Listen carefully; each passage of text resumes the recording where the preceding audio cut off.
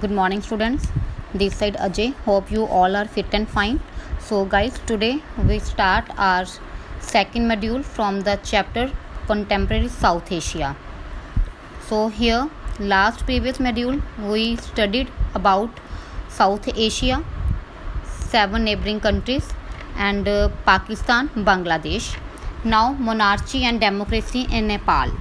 Nepal was a Hindu kingdom in the past and then a constitutional monarchy in the modern period for many years. Throughout this period, political parties and the common people of Nepal have wanted a more open and responsive system of government. But the king, with the help of the army, retained full control over the government and restricted the expansion of democracy in Nepal. The king accepted the demand for a new democratic constitution in 1990 in the wake of a strong pro-democracy movement. However, democratic governments had a short and troubled career. During the 90s, the Maoists of Nepal were successful in spreading their influence in many parts of Nepal. They believed in armed insurrection against the monarch and the ruling elite. Elite means very high-class people. Monarch means rules of kings and kingdom. For some time, there was a triangular conflict among the monarchist forces, the Democrats, and the Maoists. Mark it. In 2002, the king abolished the parliament and dismissed the government, thus ending even the limited democracy that existed in Nepal. April 2006, there were massive, means large level country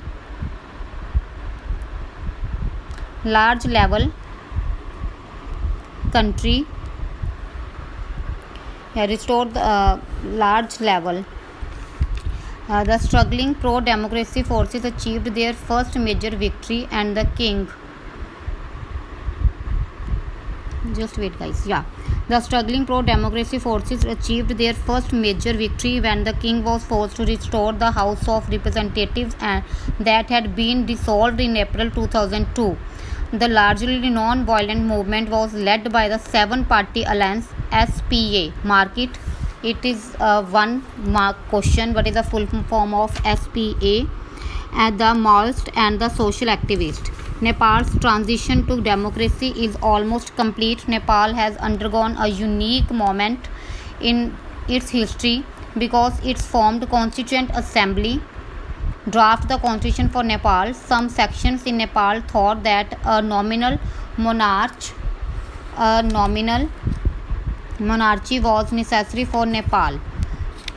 Clear, guys? Here it means that we have to be studied about that what role there of the monarch.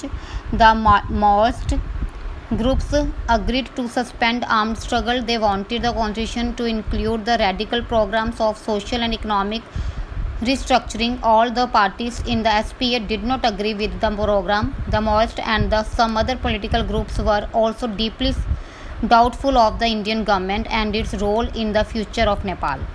In 2008, Nepal became a democratic republic after abolishing the monarchy in 2015. It adopted new constitution.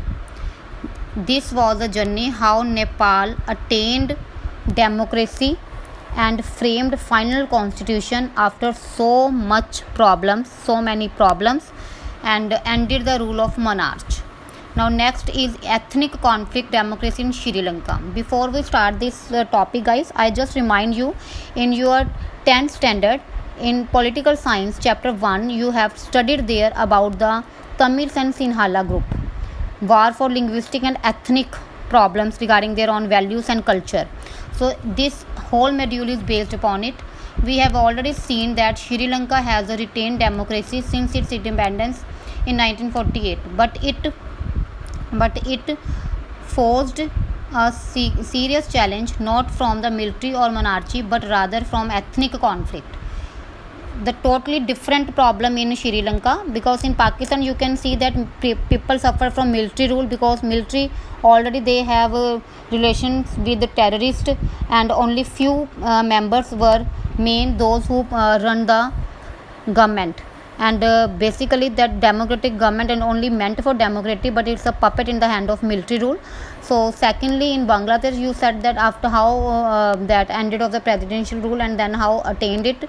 Now in Sri Lanka we have to be discussed. Nepal, you know about the monarchy rule, how it's ended.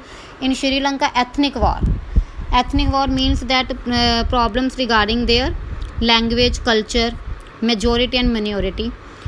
After its independence, politics in Sri Lanka, it was then known as Ceylon, was dominated by forces that represented the interest of the majority Sinhala community,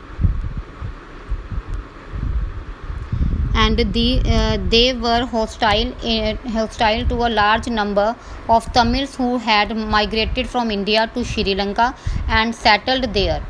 This migration continued even after independence. The Sinhala nationalists thought that Sri Lanka should not give concessions to the Tamils because Sri Lanka belongs to the Sinhala people only. Mark it, very important.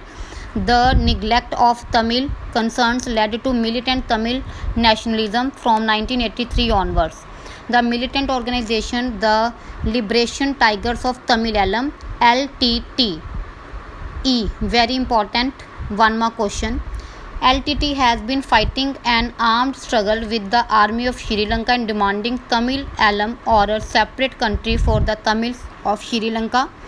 They want their own autonomous, their own different state, because they thought that if they were in minority, then majority class like Sinhalas rule over them. So they started this movement, and it controls the northeastern parts of Sri Lanka. Sri Lankan problem involves people of Indian origin, and there is considerable pressure from Tamil people in India to the effect that the Indian government should protect the interest of the Tamils in Sri Lanka.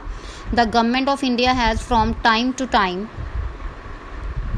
tried to negotiate. Negotiate means settlement in a peaceful manner with the Sri Lankan government on the Tamil questions, but in 1987 the government of India for the first time got directly involved in the Sri Lankan Tamil question. India signed an agreement with Sri Lanka and sent troops to stabilize relationship between the Sri Lankan government and the Tamils. Eventually the Indian army got into a fight with the LTTE. The presence of Indian troops was also not liked much by the Sri Lankans. They saw this as an attempt by India to interfere in the internal affairs of Sri Lanka. In 1989, the Indian peacekeeping force pulled out of Sri Lanka without attaining its objective. The Sri Lanka crisis continued to be violent. However, international actors, particularly the Scandinavian countries such as Norway and Ireland, tried to bring the varying groups back to negotiations. Finally, the armed conflict came to an end as the LTTE was vanquished in 2009. In spite of the conflict, Sri Lanka has negotiated considerable economic growth and recorded high levels of human development. Sri Lanka was out of the first developing countries to successfully control the rate of growth of population market, the first country in the region of liberalize the economy, and it has had the highest per capita gross domestic product for many years right through the civil war.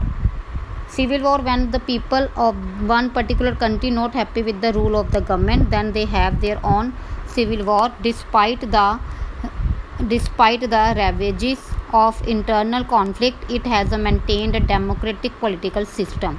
And through this cartoon, we get to know that Sri Lanka's ethnic conflict between LTTE and Sinhala by line and LTTE by tiger. Sri Lankan leadership is supposed to balance both Sinhala hardliners and Tamil militants while negotiating peacefully to maintain a balance between Sinhala's group and Tamil group. So in this way they ended their ethnic war. Now we studied with India-Pakistan conflicts that we have to be discussed about how India's and Pakistan's problems emerged there. So very important module. Let us now move from domestic politics and take a look at some of the areas of conflict in the international relations in this region. The post-Cold War era has not meant the end of conflicts and tensions. In this region, we have already noted that conflicts around internal democracy or ethnic differences, but there are also some very crucial conflicts of an international nature. Given the position of India in this region, most of these conflicts involve India.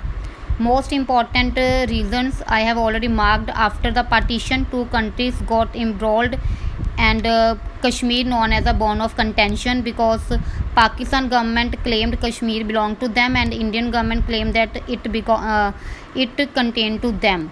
So 1947, 48, 1965 failed to settle this matter. Till today we have that problems, and then war resulted in the division of the province into Pakistan occupied Kashmir and the Indian province of Jammu and Kashmir divided by the line of control LOC. In 1971, India won a decisive war against Pakistan, but the Kashmir issue remained the same, not settled.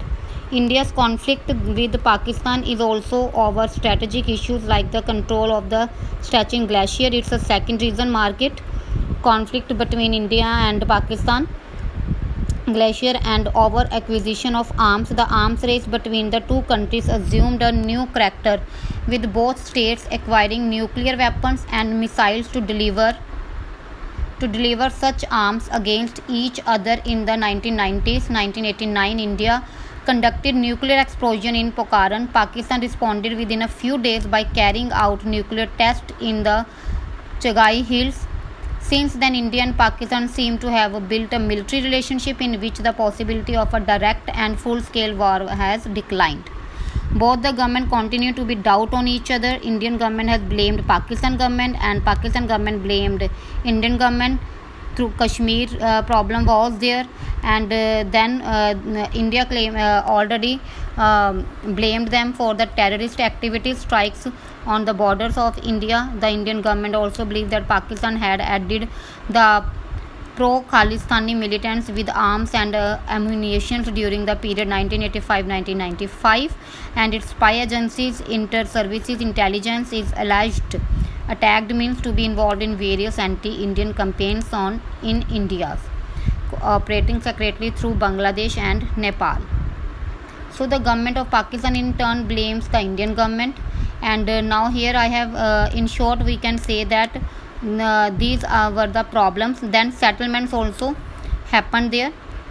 How India improves their relations with them while sharing the water resources, and water treaty agreement in this water treaty signed, and then we can say that leaders have met at summits meetings to create a better understanding.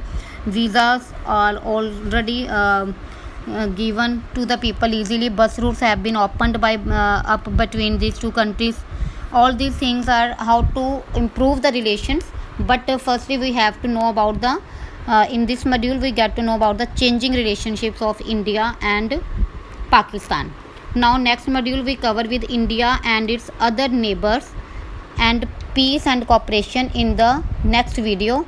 Till here we have studied about India and Pakistan's conflict and what problems were there. So please go through this video deeply and read the content. Thank you so much.